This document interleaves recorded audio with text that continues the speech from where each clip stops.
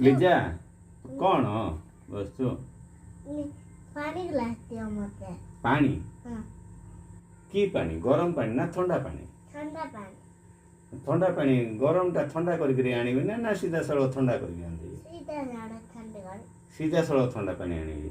ହେଲେ କୂଅ ପାଣି ଆଣିବି ନା ପାଇପ୍ ପାଣି ଆଣିବି? କୂଅ ପାଣି। କୂଅ ପାଣି?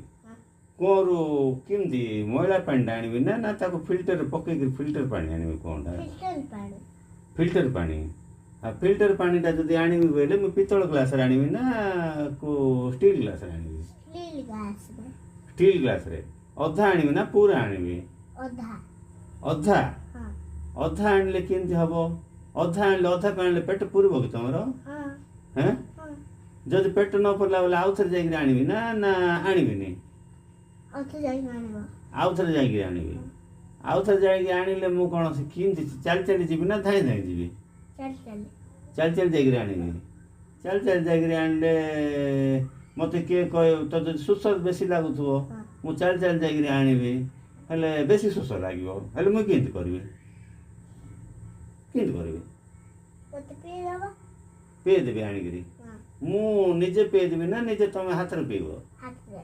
ହାତରେ ପିଇବି। ହେଲେ ଗରମ ପାଣିଟା ଥଣ୍ଡା କରିକିରି ଆଣିଥିବି ହେଲେ ତମେ ଜାଣିବନି ଯେ ଏଇଟା ଗରମ ପାଣିଟା ଥଣ୍ଡା କରିକିରି ଆଣିଲେ ବୋଲି। ହେଲେ ମୁଁ କେମିତି ତମେ ଜାଣିବ ଯେ ଏଇଟା ଗରମ ପାଣିଟା ଥଣ୍ଡା ହେଇଛି ବୋଲି? ଗରମ ପାଣି ଥଣ୍ଡା ହେଇଛି ଜାଣିବି। କେମିତି ଜାଣିବ? ଜାଣିଛ? ହଁ ହଁ। ହେଲେ ଆଉ ପାଣି ଆଣିବି ନା ନାଇଁ ଏବେ? ଟିକେ ପରେ ଆଣ। ଟିକେ ପରେ ଆଣିବି? କାହିଁକି ଶୋଷ ତ ମାଗୁଥିଲ ପାଣି କ'ଣ ହେଇଗଲା ହେଲେ? ଟିକେ ପରେ ଆଣିଦେବ।